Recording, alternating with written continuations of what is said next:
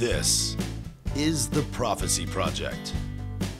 Understanding the times, the nations in military conflicts, with Bible teacher and author Alan Bonk. Welcome to session number 17 of the Prophecy Project. Last session, I went through Daniel chapter 11. We looked into the abomination of desolations and how it is found as a major sign of the end times throughout Scripture, and it is used to identify the Assyrian. We also saw how it is connected to the ceasing of the sacrifices in the Jewish temple at Jerusalem. We also went through a series of military campaigns involving the Assyrians, the campaigns of Armageddon. The Assyrian and also the world's nations are involved. The battles are inclusive of the battles of Armageddon. This list gives us an order of these battles, which we don't get from the individual accounts of the battle. We now know that the destruction of Egypt precedes the defeat of Russia, and that both precedes the Assyrians entering into Jerusalem in the middle of the week. We also know that the kings of the east are going to Jerusalem after the abomination of desolation, and that the Northern Alliance brings the bad news, and the three horns, or the three nations of the 10, are destroyed after that point. Now, I want to study Daniel chapter 7 and focus on the little horn and the fourth beast. I will cover most of chapter 7 in later sessions, and those are on my book about NATO. I will read and comment verse 1. In the first year of Belshazzar, king of Babylon, Daniel had a dream and visions of his head upon his bed. Then he wrote the dream and told the sum of the matters. Verse 2. Daniel spake and said, I saw in my vision by night, and behold, 4 winds of heaven, the 4 winds, strove upon the great sea. This is normally understood to be the Mediterranean. Verse 3, and 4 beasts came up from the sea, diverse one from another. The first was like unto a lion, and it had eagle's wings, and I beheld till the wings were plucked.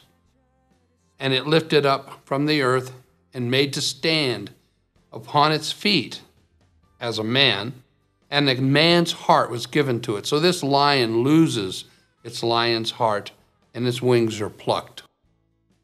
Verse 5, and behold another beast, a second, like unto a bear, and it raised itself up on one side, and it had 3 ribs in its mouth, in the mouth of it, between the teeth of it.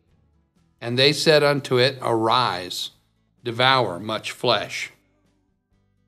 Verse 6, and I beheld, and lo, another beast, like a leopard, which had upon its back 4 wings, and had also 4 heads, and dominion was given unto it. Now this is dominion in the Middle East. And after this I saw in the night visions, and behold, a 4th beast, dreadful, terrible, strong exceedingly, and it had iron teeth. It devoured and brake in pieces, and stamped the residue of the feet of it. And it was different or diverse from all the other beasts that were before it, and it had 10 horns. Verse 8.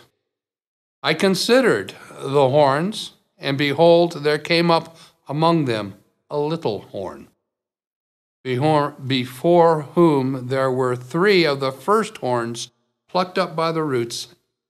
And behold, in this horn were the eyes of man, and a mouth speaking great things.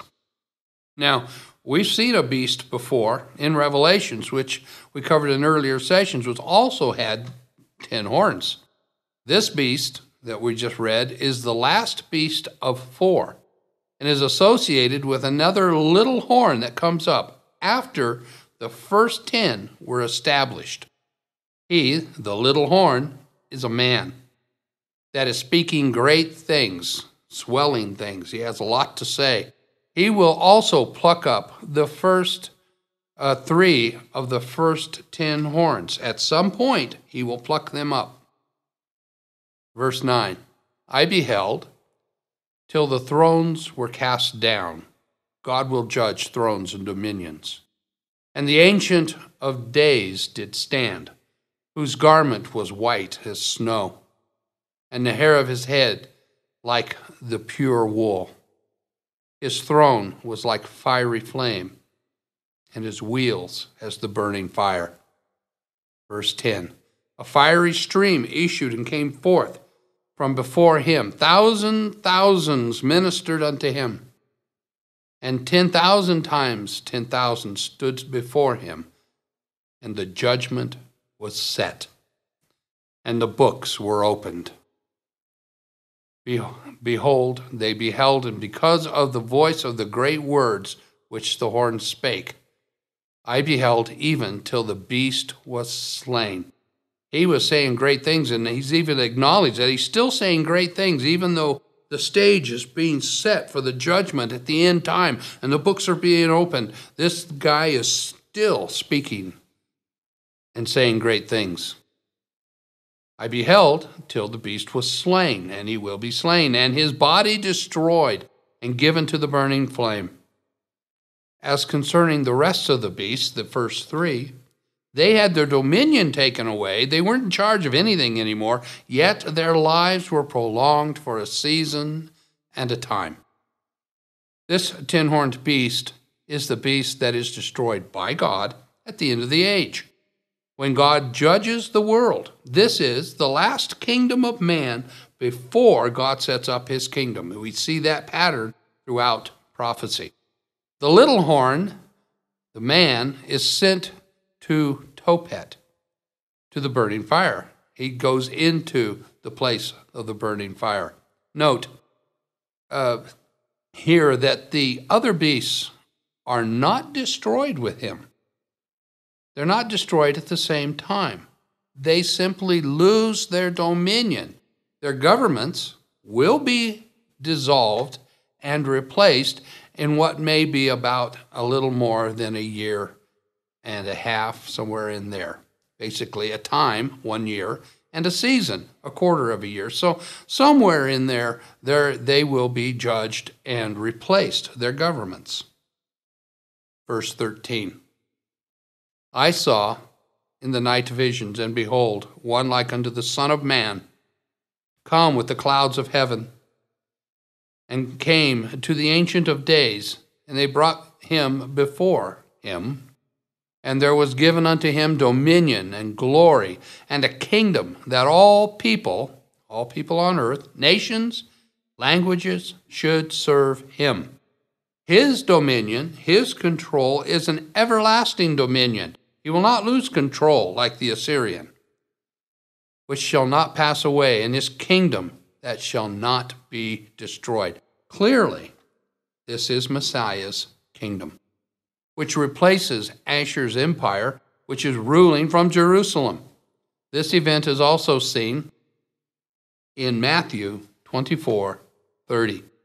Then shall appear the sign of the Son of Man in heaven, and then shall all the tribes, all the people on earth mourn, because they will be judged. They shall see the Son of Man coming in the clouds of heaven, just like we're seeing in Daniel, with power and great glory. Now, we covered the same event as seen in Revelation chapter 19 in earlier sessions. The man in Revelations, which is cast into the lake of fire, is called the beast. He is also associated with the 10 horns. We saw the 10 horns and the beast destroy the daughter of Babylon, the great whore. The Assyrian is responsible for the destruction of America with the military might of 10 horns, which hate her. The 10 horns are in unity with the Assyrian at that time. Thus, there has not been the 3 horns being brought down. The uprooting of the 3 horns hasn't happened yet at the time that America, the daughter of Babylon is destroyed. So the horns being plucked up are just after the midpoint. So America's destruction will be somewhere between Russia's defeat and the middle of the week. Verse 15, I, Daniel, was grieved in my spirit, in the midst of my body, and the visions of my head troubled me. I came near unto one of them that stood by during the vision, and asked him the truth of this. So he told me, and he made me know the interpretation of the things. Verse 17, these great beasts, which are four kings or kingdoms, which shall arise out of the earth. Verse 18, but the saints of the Most High shall take the kingdom and possess the kingdom forever, even forever and ever. Then I said, then I would know the truth of the fourth beast, which was different or diverse from all the others, exceeding dreadful, whose teeth were of iron and his nails of brass, which devour and break in pieces and stamp the residue with his feet. And of the 10 horns that were in his head, and of the other which came up before, whom 3 fell, even that horn that had eyes and the mouth, and spake very great things, whose look and countenance was more stout than his fellows. Now, I want to point something out from verse 20, which can help us understand the little horn. He is speaking great things, and his look is more stout than his fellows. The understanding of this statement lies within the word stout. It is the Aramaic word rab, by which comes the word rabbi, and it means to be the master or chief teacher, the chief speaker, the one in charge. He desires to establish doctrine and tell the world what is true. Later in this text, it says that the little horn thinks to change times and laws. Jesus speaks to this very subject in Matthew 23, 6 through 8. He is exposing the spirit behind the Pharisees of his day when he states, they love the uppermost rooms of the feast, the chief seats in the synagogue, and greetings in the market, and to be called Rabbi, Rabbi. But be ye not called Rabbi, for one is your master, even Christ, and ye are brethren, not the Lord. The New Testament term Antichrist, as found in 1 John chapter 2, verse 8, means not just an adversary of Christ, but actually an alternative or a replacement to Christ. Which teacher will you hear is the question. Will you hear anti or will you hear Christ? The Assyrian is an alternative to the gospel of Christ. The Assyrian desires to change God's laws and times and be master, stout. He will be Antichrist. Verse 21. I beheld, and the same horn which made war with the saints, the remnant, and prevailed against them until the Ancient of Days came, and the judgment was given to the saints of the Most High. Time of judgment. And the time came that the saints possessed the kingdom. It was given to them. And thus he said, the fourth shall be the fourth kingdom upon the earth, which shall be diverse from all kingdoms, and shall devour the whole earth, and shall tread it down and break it in pieces. Now we know who in the end times, and which king that is, which devours the whole earth, that none shall peep. It's Ashur the Assyrian. Verse 24. And the 10 horns out of his kingdom are 10 kings that shall rise after them, and he shall be different from the first, and shall subdue 3 kings.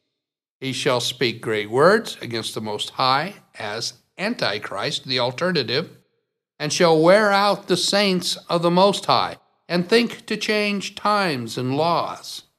and they shall be given into his hand for a time, times, and a dividing of time. Now, so we know when this takes place. This is in the second half of Daniel's 70th week, the breaking of the 7-year covenant. And they shall take away his dominion to consume and to destroy unto the end. The 4 beasts are 4 empires, which will exist at the same time, at the end of the age. They are contemporary one to the other. One after another will have dominion and then lose their dominion in the Middle East. They are not destroyed, but only debased, only brought down, plucked the feathers. I will go through these kingdoms in a later session and will understand them better. Verse 27. And the kingdom and dominion and the greatness of the kingdom under the whole heaven shall be given to the people of the saints of the Most High. They will be given the honor of running and standing and judging the nations and being involved in God's kingdom. That is the blessed hope. This is what the inheritance of God's people are. Whose kingdom is an everlasting kingdom, and all dominions shall serve and obey him. Hitherto is the end of the matter. This subject, this has basically brought us into the time when God's kingdom now begins to go on through eternity, which shall not end. God delegates authority within his kingdom to the saints. He doesn't relinquish his authority, but rather allows his saints to administer his kingdom to the rest of the world. His laws and his judgments shall stand forever. And even though Asher may try and change those laws and change those times, it will not work. The world will serve and obey. I need to stop here. I'm looking forward to other sessions. I want to close this one, but Daniel chapter 8 and the little horn which it describes will be next. Thank you. This was only one session of many. Be sure to continue watching the Prophecy Project series. If you would like to read more information on this subject, you can find Alan's books on Amazon.com.